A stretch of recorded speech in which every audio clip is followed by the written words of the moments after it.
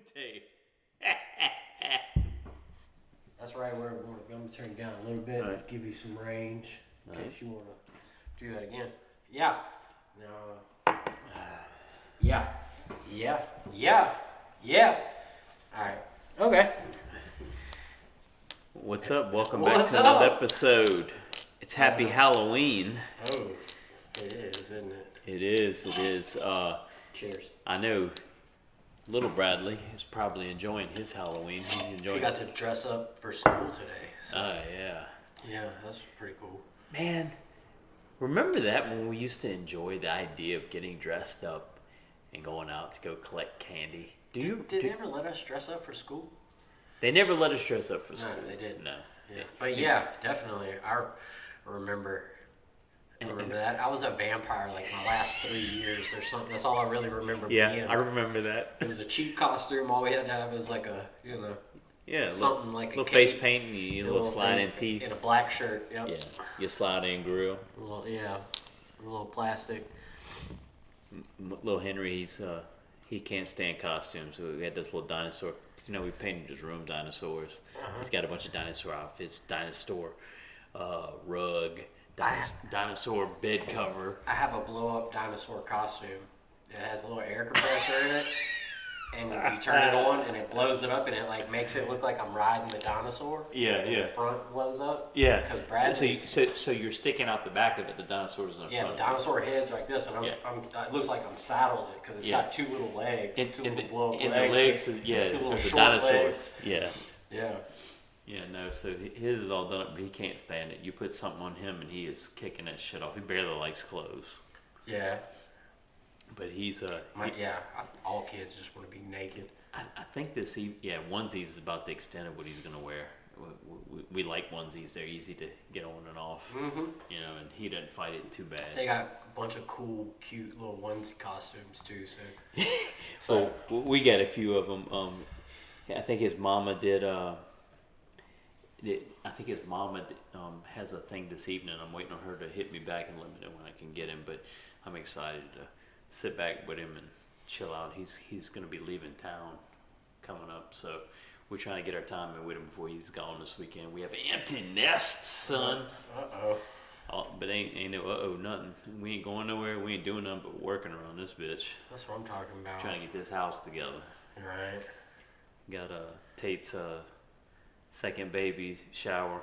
We're hosting in November. An event. Dude, it's crazy. That's awesome. I used to plan Kipapaloozas, and now I'm planning. That's funny. Bro, it's going to be a kick-ass baby shower. I know that. I know that. Get some Mark's planning it. We went to a Halloween party over the weekend in Houston, and it's like the most PG-13 adult party you could have. This guy owns a strip of warehouse office space, and in his particular space, about a third of it is actual office. He uses for an office, and the rest of it he has like his own private ultra lounge. He has a whole entire full bar set up in the back. He's got these pull-up garage doors that go outside. He had a full stage with a tent for a band. They had What a tent. This guy probably dropped, I'm gonna guess, $50,000 into his Halloween party. $50,000, and that's not counting the sponsorships of the different liquors they had there. They had tables set up for different people that paid to sponsor for having like a pop-up thing there. It's business development, and it's all tax deductible because you're investing in your own business. So what Halloween party would you rather go to other than your own? Plus, you get a tax write-off for it. They could charge for nothing, so it was great. They probably had altogether, I'd say through the night, 400 or 500 people show up altogether, or so, something like that. They had people's kids there. It was great. Yeah. And at one point, they had these two guys coming on stilts in these giant robot costumes that were lit up. Oh, and they were like dancing and all that. It was really cool, man. Then they had a DJ inside and all that. It was pretty tight. We kept it. It wasn't like going to Hell's Gala in New Orleans or Metro or none of that or any of the stupid tomfoolery I'm used to doing. The whole dynamics of Remember that party they used to have on Carlotta Street, a block party? yeah, every year. Just- Every year it was huge. Yeah. It was huge. I don't know. They don't do that anymore. When did they shut that down? Years ago. I don't know how many, but quite the few years ago. Halloween just isn't Halloweening like it used to. Probably a good thing though. I don't know how safe it was to have all the all them people and all them kegs of beer just randomly everywhere. And I don't know. I love Spanish Town. I love areas of LSU and in Baton Rouge that can still do that, where they come together as a community. But Shut the block down. the problem is outsiders coming in. It's thugs from other areas, people from the other neighborhoods. Yeah, I'm 100% sure that was the problem of Carlotta Street. Sure, it wasn't those people on Carlotta. No, those were probably all not the people in LSU. It's the people that live in the surrounding the people areas that, of LSU. that learned of this incredible legendary party where they shut a whole block down and there's free beer everywhere. How could anything go wrong? Back in the day, neighborhoods used to come together and do stuff like that, and it's become harder and harder because of just that. This Halloween party we went to, it was RSVP only because people start bringing their friends and this and that. It's free liquor, so Halloween in. How are you controlling that? You have security? They had people at the door that would check your RSVP and all of that, and then they had like a cop for a detail at the door. They had some security they paid, and so that's what they really did, was just kind of keep it toned down as much as they could. But when you have in Halloween or any event, anything on a weekend, if I'm going out and it's just me and my girl. If we go out, we're gonna get some food and drinks, and then you go to another little speakeasy lounge or a bar. You can have a couple drinks there, listen to some music. Before it's said and done, you easily drop $200-300. Easily $200-300. So you have an event where it's an open bar. Fuck. Who isn't going? It's a nice event, clean restrooms, pretty people. You're not going, but I'm talking about people that are seeking to get out. I was thinking, yeah. Like 10 years ago, or I'm there going. you go. Yeah, gotcha. I just don't drink anymore, so free bar doesn't. Drinking's the devil. I was hungover. So me. bad from drinking. I didn't drink, but probably 3 or 4 drinks. And you still felt terrible, huh? Felt horrible. Yeah. I didn't eat that night. We kind of ate an early dinner. That's the worst if you didn't even eat. Good. Yeah, I didn't plan on staying up. I didn't plan. We put all that alcohol in your stomach. Yeah, we put our. This is what we really were for Halloween. Captain Save-A-Ho. We was putting on capes, me and my girl, saving people. Okay. Everybody else was too drunk. That's commendable. We drove in an Uber with this chick 45 minutes away from our destination, and then 45 minutes back. That's an hour and a half right there. Bro, I would be a terrible Not counting the superhero. cost of the Uber. I'd be getting to the back cave, sit down on my couch, and then the fucking signal go up, and I'd be like, again? I know. These people gotta wait. This was a mutual friend of ours' daughter, and so he made our other friend promise to take care of her, but he went off on the deep end as well. And he couldn't take care of himself. No, so me and Joe handled up on that, and then we came home, and then y'all are a blessing then. I'm gonna go ahead and unleash this whole story. I just realized the depth of it, and also how absolutely ridiculous it is. You've seen the movie Hangover? Yeah. Yeah. Okay. I'll go put a tiger in the bathroom. Okay. Well, my buddy, I'm not gonna say his name to save some face for him. Decided. Let's give him a name anyway. You don't have to, not his real name. Just give him a name so we don't call him your buddy the whole time. I'm excited. I don't know. I don't want to slip up and say it. Carl? You're gonna have to bleep it out. You Carl. just bleep it out. I can bleep it. Okay. I can edit it for sure. Motherfucker. He decides, I'm gonna eat some mushrooms tonight. Mm-hmm. I'm like, okay, well that's cool, I guess. What are you gonna microdose? Or you gonna take it? You know, he's like, yeah, I'm just gonna eat a couple of them. Uh-huh. Well, I get high on 1 to 2 of them. Mm-hmm. He eats 3 off the jump. Mm. Then he eats 3 more. Mm. And then he eats 3 more. How many come in a pack? It's a bar, and they come three or 4 across. Mm-hmm. And I think the first time I ate one, and he ate his, and then I ate one a little while later, and he ate them again. I didn't know it, and then Zach ate one, and then he ate some again. Oh, okay. Goodness. So things start getting weird. Everybody's getting fucked up. It's getting late. This lampshade is amazing. Yeah. The venue is shutting down around 1:30. Okay. So I get in, at that point we're leaving. They're all going to this after party. I got my cape on, me and Joe were saving our friend's daughter, getting her home. Y'all are the superhero mushroom savers? Yeah, I'm I'm sober. Bro. I'm sober. Joe's a little closer to it. Joey is not. Neither is everybody else there. So we're taking her home. We come back. We go to Joey's place, and we get in bed to go to sleep. We're doze off to sleep, and then on the back door. So I'm like, what in the fuck is going on? I go to the back door. He's at the back door. He goes, hey, I don't have my keys. I don't have shit. He's got a lot of energy. I got a tiger in my pocket and I'm ready to go. Hold on. So we let him in.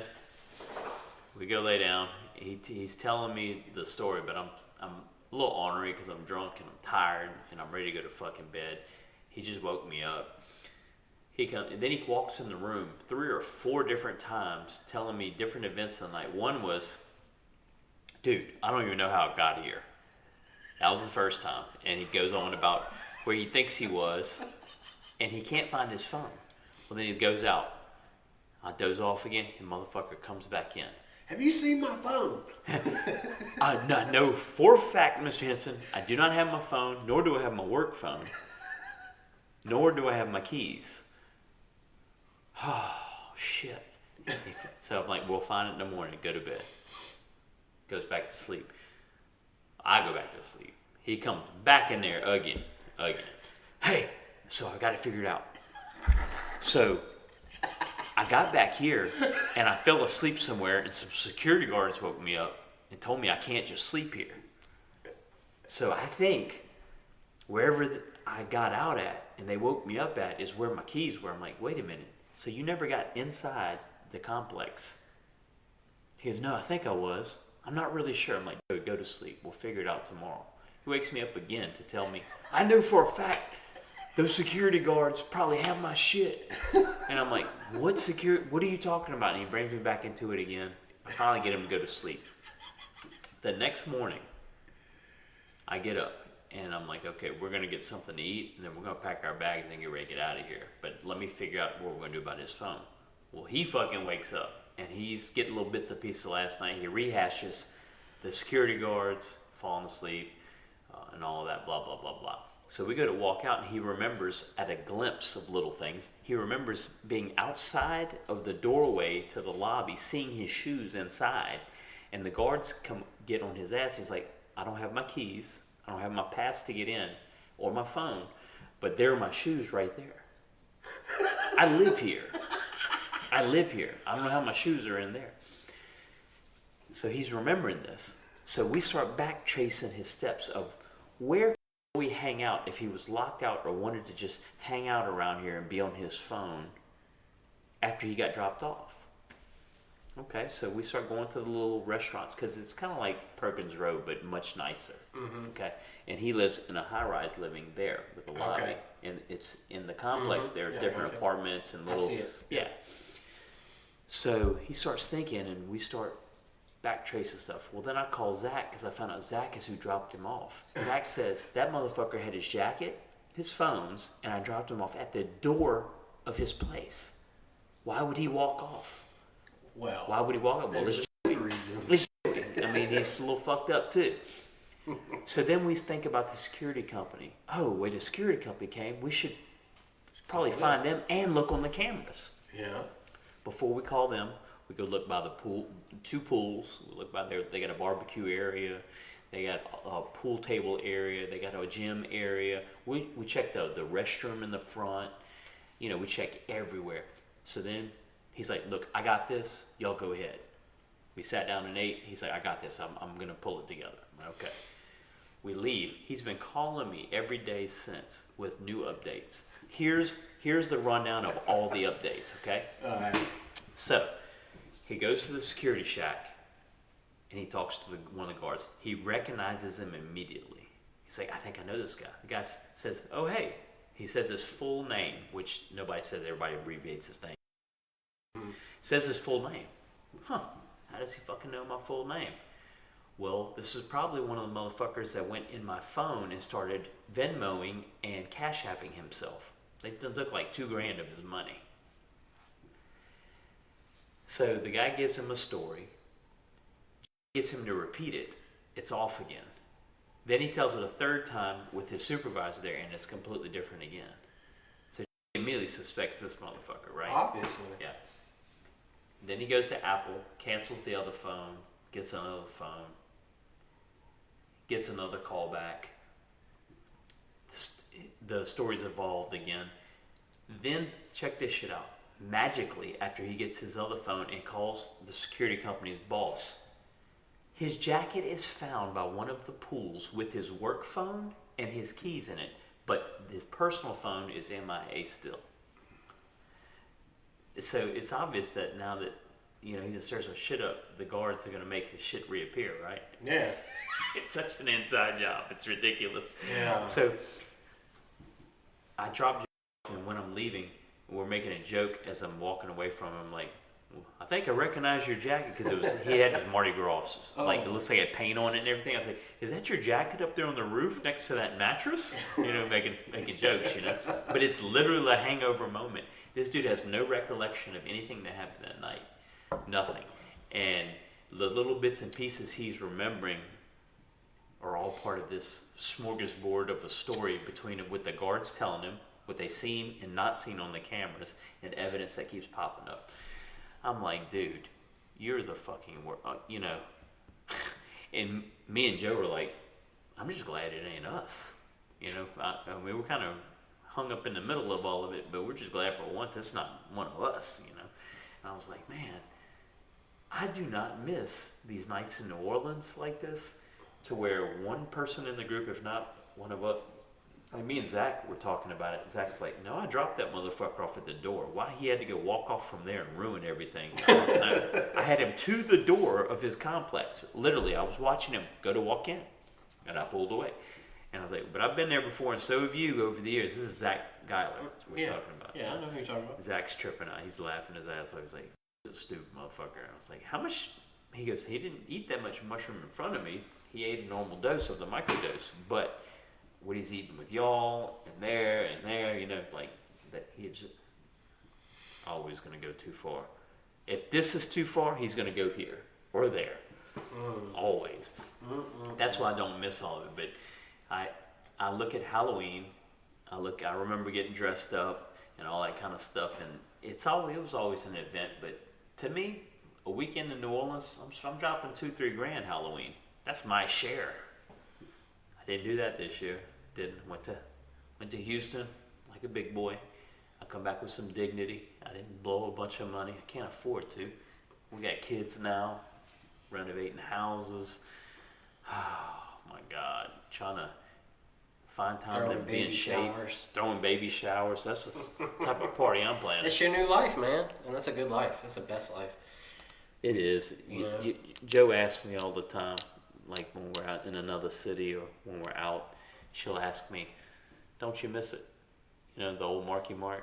I'm like, no, I don't. You had too much of it. You know what I'm saying? I didn't have too much of it. I had enough of it, I think. Well, you had way more than anyone, you know, than most other people. You know what I'm saying? I know I did that. You had a lot of it. So you had your fill, and your fill may have been needed to be more than the average person. But hey, You had it, dude.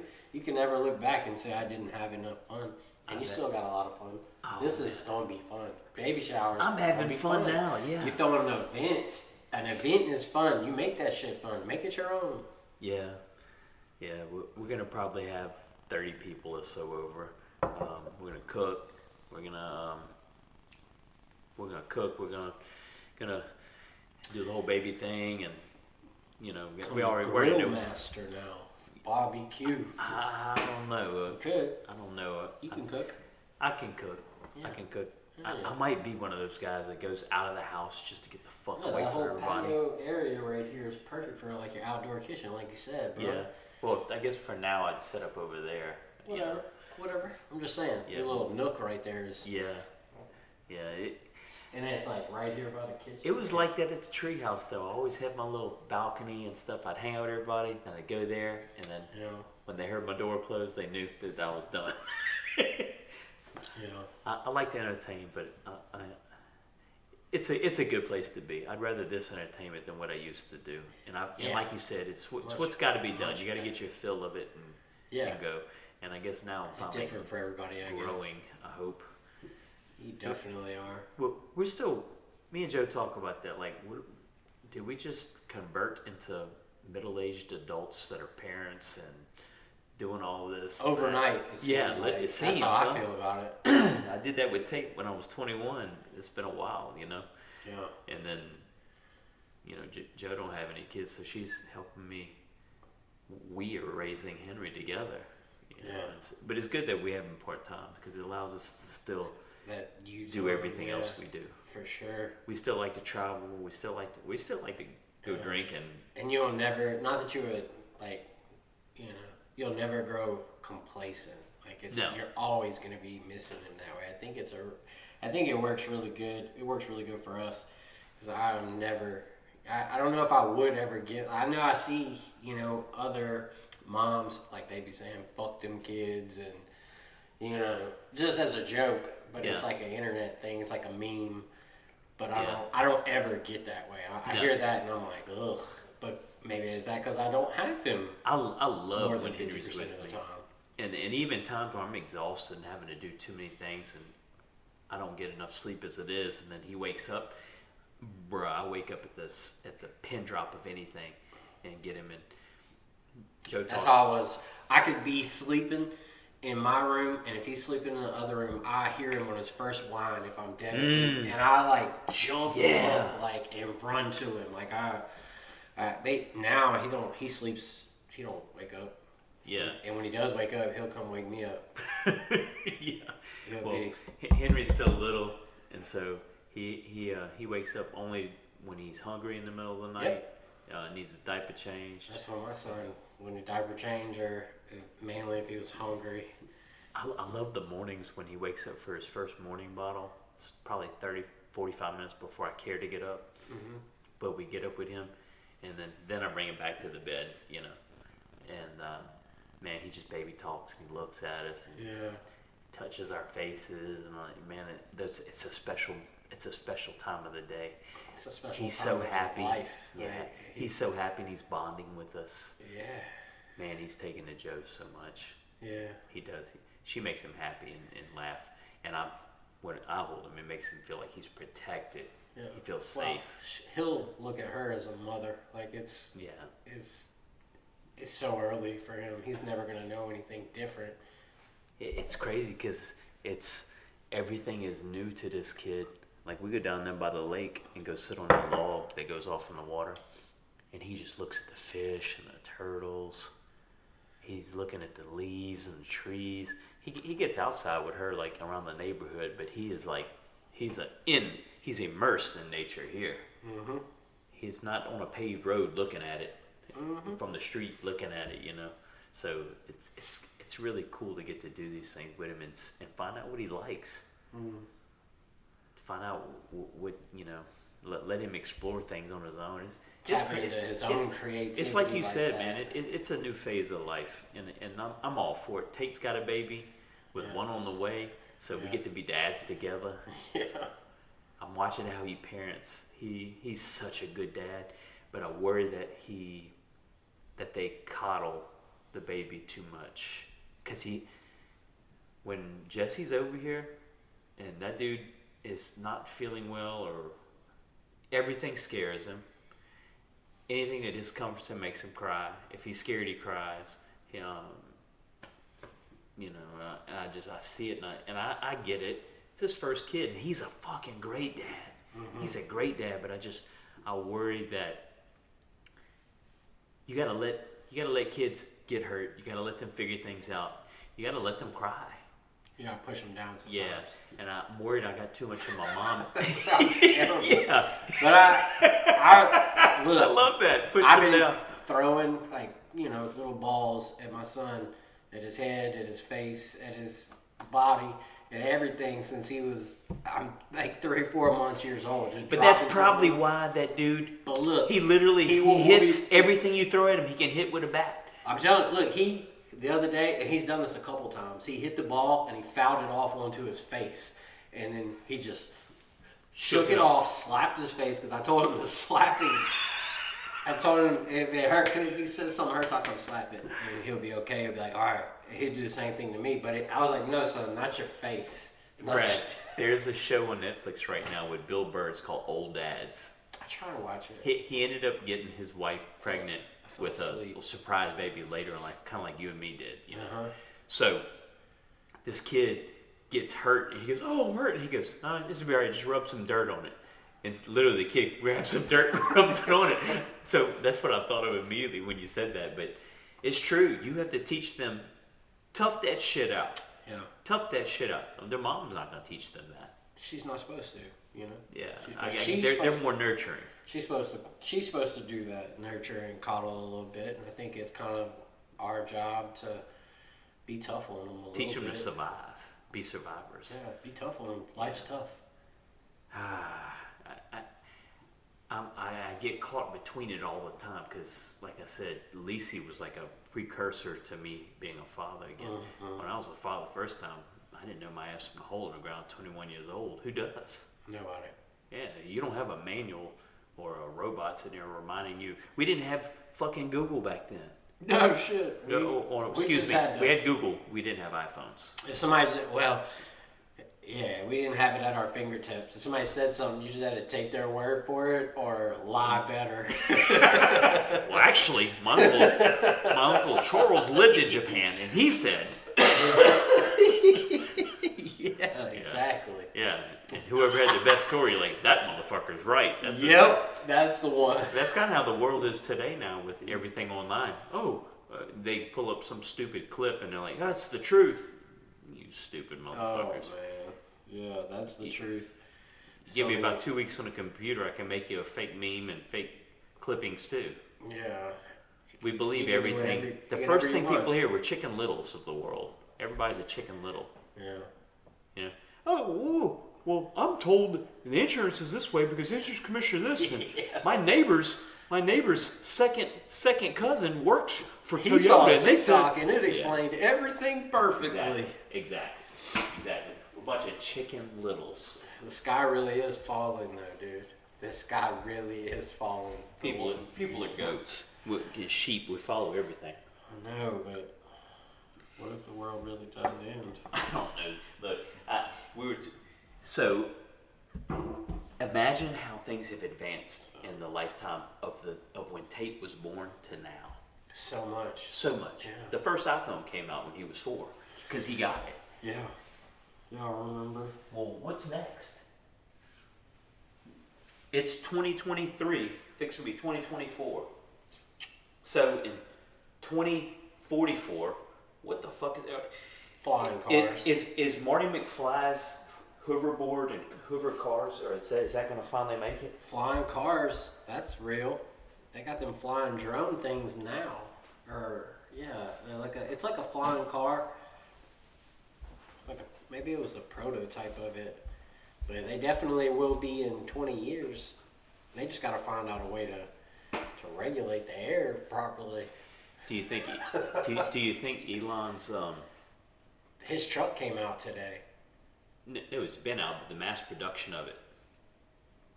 Mass production of They his said truck it is hits up. I read the thing, Joe Rogan They're doing deliveries said today. it hits today. Yeah, so they've been mass producing them, and so their delivery date has come out. So that means dealerships or deliveries of the Teslas probably happen today. That's probably people what are happened. getting their stuff today, I guess. I don't know. My friend That's Travis. what old Joe said. My friend Travis put a $100 bid on one of those when they come out. I wonder if he's gonna get one. He just bought that new Audi A7. I don't know. Joe Rogan shot an arrow at his and it exploded. Like, so they're like, Oh, to see if it's bulletproof, the door of the truck. it's arrow proof and bulletproof, I think. No shit. Yeah. I seen Elon pulled out a whole. He emptied like a 60-round clip. With a, I guess not an AR, it's a 9mm round. Yeah, and it never pierced. Armageddon proof. Look, I'm not. I guess you just need. Do they have like solar panels to charge them? Because that'd be cool. No, there's no way they could collect No, enough energy. it wouldn't do it fast enough. Yeah, it wouldn't it'd do it take fast. fucking a year to Well, charge it would suck so much power. To me, if The you solar had, panel couldn't collect enough to charge it, unless you had like if a you had the fucking Tesla grid. battery, if you had the Tesla battery and a grid of solar panels, and then it was building it up, and yeah, you could charge it up. You had You a could couple, probably do it couple that solar way. panels and some windmills. I don't know. Who knows what's next? Who knows what's next? Solar power is great, but I think that's the biggest thing: harvesting the energy and keeping it. Like right now, you can get solar panels in your house, and it'll drastically reduce your energy bill. You'll have like a minimal. I think. Speaking of Travis again, his house, he has solar panels.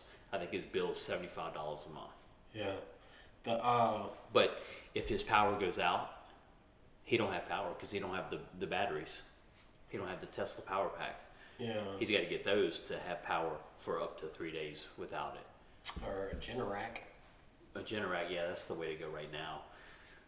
We need to get some over here. I don't want to be out. I think I'm gonna get in a regular, like It's coming. You know it's coming, bro. We ain't had one in fucking a few years. hurricane? Yeah, anything bad here in a few years. Had the floods. I Look, think last year though we had severe power outage in Baton Rouge.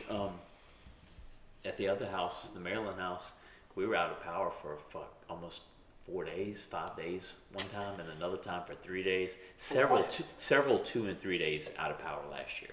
Several times. for what? Or what's it? Last year or the year before? I can't remember. I think it was like a year before. It must be year before, yeah. Yeah. But we get power outs all the time. We Look were- at all these fucking trees. There's trees everywhere. And as soon as you have a rough windstorm and power's out, you're like, oh, they just cleaned up all these limbs. No, it happens again. Power It lines happens in our again. neighborhood are all underground, so That's nice. yeah. You know, Nicole lives in the Whispering Springs neighborhood. Uh-huh. She didn't even lose power through Ida. No shit. No, she had power the whole time. Never lost it. We were out for like at least a week. Yeah. Oh, so they started burying lines for the power now. I think that's why they do it. Yeah, because the lines in our neighborhood are underground. Our infrastructure is so bad. If you look at the basic infrastructure for most cities, they're built like Baton Rouge for example. It's built probably for your infrastructure for probably 200,000 people. Well, Tri-Parish area, you got 1.5 million, and it's steady growing. So what do? You keep that's like putting a three-way on top of a three-way on top of a three-way to a receptacle. Yeah. What do you think's gonna happen? Eventually, it's gonna kick the fucking breaker out, Yeah. right? Yeah. Or one of the devices you're using is gonna burn up. Yeah. And we have horrible infrastructure. Our roads, Louisiana roads, that's a big joke. It's all gonna end in 2029 anyway, right? They got that meteor headed towards Earth. I clicked on this article. It was like giant meteor the size of Texas headed towards Earth. And then I had to read through the whole article to find out that it's just gonna pass within 20,000 miles of the Earth. So it's like That's pretty close. that's really close. We'll get to see it like pass this huge meteor the size of Texas. But You would hope they calculated that shit right. or that as it comes to pass Earth, the Or that they- gravitational pull doesn't change, or something hit it and it moves, or anything. I don't think anything like that is too likely to happen, but the way that it just, like, they said an explosion in another universe happened and sent it our way. So the likeliness of that happening again is, just a... Sure. Yeah. What was that movie that came out? Armageddon? No, with all the stars in it, and that's what it was about. Armageddon? No. Yeah. That one, yes, but there was a recent one. It was a comedy.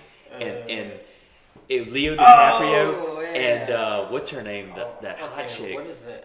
Yeah. She was mad she didn't get paid enough for that movie. And Jonah Hill was in it. Jonah Hill, yeah. Jonah Hill was like the... What was it called, though? I can't think of it right Definitely, off if the you're bat. trying to give you a commercial. Fuck. Okay. I am not connected. Don't need to be.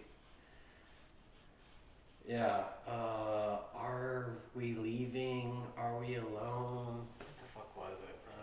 Something like that. But yeah, Leo and this chick are scientists, and they see for a fact Katniss. it's coming. Huh? Katniss Everdeen. Yeah. They see for a fact it's coming, and they're trying to warn the president. And they're all just like... And they're all...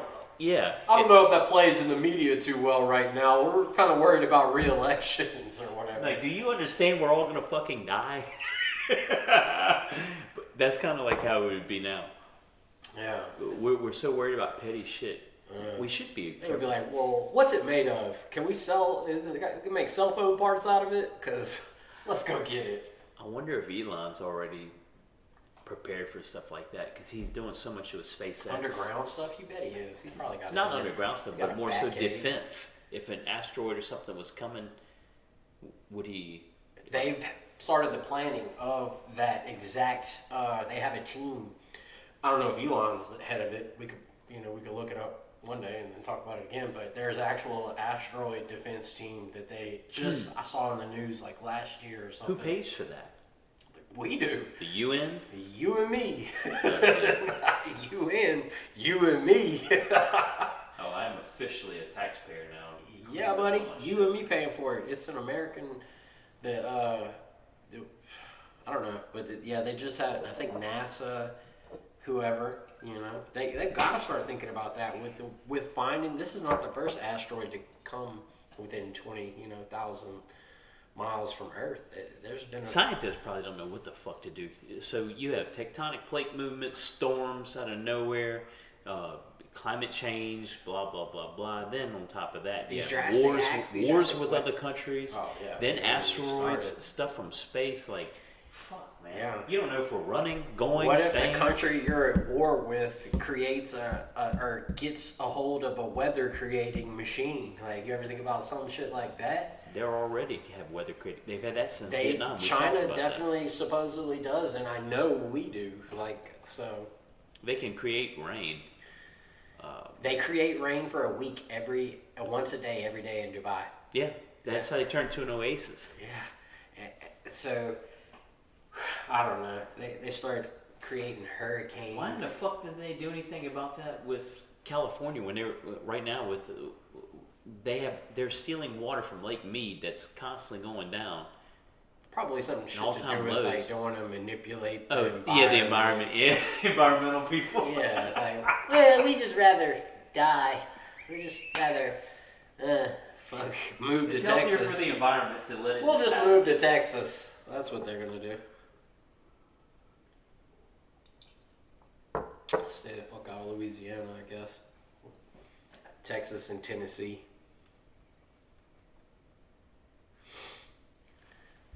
Yeah. Halloween. What you think about Tyson Fury getting beat up? I'll be honest. I think what he did. First off, I don't even like Francis Ngannou, but I have to say, as a person, he seems like a great person. Yeah. But his Like a business guy. negotiations, Dana White came out and said, "I'm gonna tell you now," offered him the greatest contract for any heavyweight ever. Mm-hmm. But he kept dicking around, pushing it back to the point to finally where I was like, "We're moving on," and he wanted out to go. So we let him loose. Don't cry about it no more. I don't want to hear about it. He's not crying now. Congratulations to him, though. Tyson Fury took this fight as a Kind of like how Floyd Mayweather's out there making money, and Conor and everybody else, these big money fights. But he took it. I don't think he took it as serious. I think he half-assed started training because he does have an actual fight coming up with Usyk, which he better fucking be on his. He better be on his game plan, bro.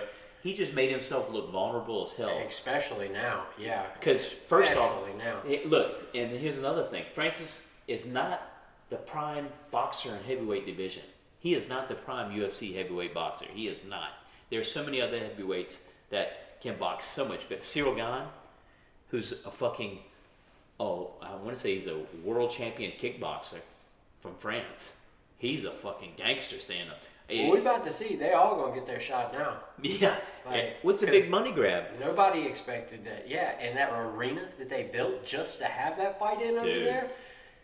Man, they got Arthur Beterbiev and Bivol met face to face over there. I know they both got fights coming up with other people, but oh, every star in the world was there. Every Eminem was there. Every artist, soccer players, all major artists, actors, all the old champions of boxing. Everybody was there. Everybody went to that. So weird. So Francis Ngannou made $10 million on that. Now tell him what. I don't know if he gets a piece of the pay-per-view or not, but Fury made 30 million, 50. And then after everything else, he's going to probably make close to $50 million off of that fight. For one, he did a half-ass training camp, almost fucking lost because he got his ass dropped. I'll agree.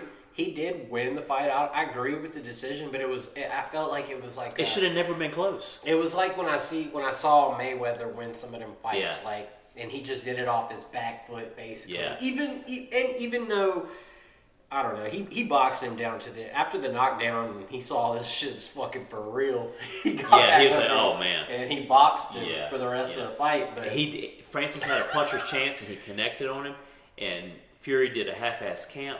But that's what he did. He simply sat back, used his jab, and just outboxed him. Deontay Wilder and Francis are going to fight next. But Francis should have never, ever, ever been able to touch him. He should have. You're a fucking half-ass heavyweight champion. You're not even some elite motherfucker with mad skills. You just got knockout power, and that's what you got. You have knockout power. I think his camp though, with Tyson and his boxing training helped his boxing a lot, but he's still not a good boxer. He's a half-assed boxer at that. So Fury took this half-assing it, the term of he got off the couch, took the fight. He probably started his camp for the next fight, the Usyk fight, with going into this fight. So I was saying all that, bro. But look, that dude made it real. He came in there and knocked that man the best his thing, ass in the third round. All this did was take Francis' stock up. He got a $10 million check for this, which is great. Get another one. He's going to fight Deontay Wilder, I think. That's what they've been tweeting. In the boxing match? In a boxing match. I'm going to say this. Deontay's going to knock him out. You probably said Tyson Fury was going to knock him out. I didn't think he was going to knock him out. I figured it'd be a stoppage. I thought he'd be going to knock him out. I figured it was going to be a stoppage. TKO type. Yeah, well, just a combination of punches, and he wasn't returning fire. Yeah, that's what I thought. I could have knocked out those, but I thought it was going to be a 6-7. I thought Fury would for sure fade. What do you think is going to happen? Ngannou. I thought he would fade. He did fade a little bit, but he stayed in there, bro. He did 10 rounds for real. Yeah. What do you think is going to happen with Ngannou and Wilder? Yeah, you think it's going to go further than that? A knockout? Do you think Francis has a chance? Yeah. Well, if he hits him, he's got the recorded hardest punch on earth. If he hits him, yeah. No, Deontay has the hardest punch. No. Really? Francis Ngannou has the hardest recorded punch. That was the big thing in this fight. When they were talking about it the whole time, that he's got the hardest recorded punch. I think Wilder's going to knock him out. They're going to fight. Because Wilder has something to prove. They've been tweeting at each other. Yeah, he been good for Francis though, because now he'll make what, $15 million? He's, yeah. 15, 20 million dollars? That's huge. Them Saudis are just throwing money around like they're them, trying to get all the sports over there. Those guys have so much money. They don't care if they break even. That was a win. They just were doing this to have a good fucking time. Just for clout, just to show the world that the center of everything is there. I turned the desert into a paradise. I'm bringing golf players, football players, everything else over here. Fuck it. I'm tired of watching on TV. I'm gonna do it in my front yard. You heard about that super massive structure they're building over there? Yeah, a 72-mile. Everything's skyscraper. Everything's inside of it. Everything. All the workers. When I was a kid, my dad took a job in Saudi Arabia. We were supposed to go there, where everything is inside the facility. Yeah. Their jobs, their shopping, all of the restaurants, bowling alleys. Baseball fields, everything, football fields, everything is inside the facility, and that's what they're doing. It's the world's largest superstructure. Yeah. Well, they're building another one. It's not built yet, but 72 miles long. That's crazy. All inside. Yeah, it's crazy. But again, you're in the middle of a desert with trillions of dollars. Yeah. What do you do? I don't know. I guess you buy the world. That's what they're doing. They're bringing the world there. Yeah. I think. Hey, kudos to them. Yeah, I'm all for people that invest into a hobby. Yeah. So. Heck yeah. Dude, I want them to have success. I think that's great. It's kind of like the UFC, how they did with boxing. Fucking nobody's really watching much boxing anymore. They don't put on real shows. So pretty soon, I think the UFC is Dana White's gonna do that. How he did the power slap thing. It won't be long before he does his own boxing. When that happens, that's gonna change the game. I'm all for the Saudis bringing professional sports there. Somebody's got to pick it up. Showtime has they cut boxing. They announced that they're ending it at the end of the year, so it was HBO before that, and then Showtime. Well, it's these shitty promoters that control everything. They're the king. They're the kings to the gates. They hold the keys. Fuck them promoters. Shitty promoters, bro. Oh man, there needs to be one organization, and they all fight each other, bro. Like that, it don't make no. In the same breath as shitty promoters and all of that, and how they're doing the same thing with politics and everything across the fucking board. If you're not a good fucking person, if you don't do good business, you shouldn't be allowed to be in the fucking business. They should cut them motherfuckers out. Yeah. They should clean that shit up. Have some dignity. Yeah. These TV networks shouldn't even take them. Hey, you don't do bad business. You don't pay people. You do a lot of shady stuff. You're not a good person. Like a cocaine habit. Yeah, we're gonna have to cut ties with you. It's same thing with these endorsements. That's what they'll do your ass. You get caught. You find out you picked up a prostitute or he, she, or whatever. They cut your ass. Yep. They're done with you. These TV networks should do the same thing, but instead, America's culture is follow the drama. Yep. Follow the drama. We don't care. It pays you right now. Fuck it. Take it. Yep. Take it. But I think that's great for Francis. I think he lucked out on the way it went, and more power to him. He's a good guy. He just don't do good business. He wasn't a promotable he wasn't, what's the term I'm looking for? People that just have that personality and charisma for TV. He wasn't a draw.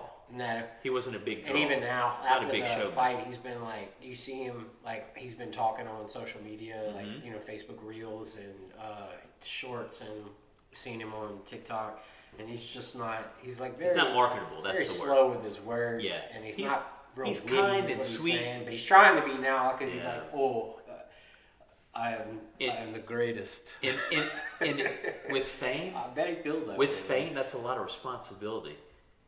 Like we remember watching the David Chappelle skits of Rick James and of Prince and all of that. When the dudes got famous, they have to keep doing wild and crazy stuff to a degree. How do you dress? Well, you can't just go out looking like a hobo today with a flat bill cap on. That's not going to work. When you have a red aura about you and glitter all on you, you gotta always be that. Yeah. So it's a lot on him, and he's got his 15 seconds of fame, because this really is how he got famous. The fame with fighting with Dana White and leaving the UFC, that guy's name talked about a little bit. But this fight with Tyson Fury, this is his. He is at his pinnacle right now. Yeah. So when you get that, you have what? At his age, maybe 4 or 5 more fights of big money. If that. Yeah. You lose one of those, it's over. You lose 2 of them, it's really done. You can lose one and fight like a rematch clause. If he loses to Deontay Wilder, in fashionable sense, yeah, I think he's done. I say Tyson says, "Nah, I don't want to. I'm not going to do that again." He lost to the guy that I beat 3 times or two and a half. Agreed. I'm not going to give him another chance. And then to knock me out. Then he's in the PFL. Because he's like a whole fucking tree trunk, dude. Yeah. Tyson Fury couldn't lean on him like he's done with everybody else. He couldn't do. He got, and he's a fucking UFC grappler. So he was what 270 going into that fight. 277, and Francis was 272. Yeah, so they cut down to that. They cut down to those guys are 300 pounds plus. Yeah. They cut down to that. Yeah, bro. To be at the pinnacle of whatever they agree on in heavyweight. That's nuts. So yeah. So what's Usyk weigh? He probably walked around 220, maybe 215. He's a smaller guy, but he's a pure boxer, bro. That dude moves like a middleweight at that weight class. Yeah. I'm all for these guys winning, and I'm all for Dana White taking over boxing.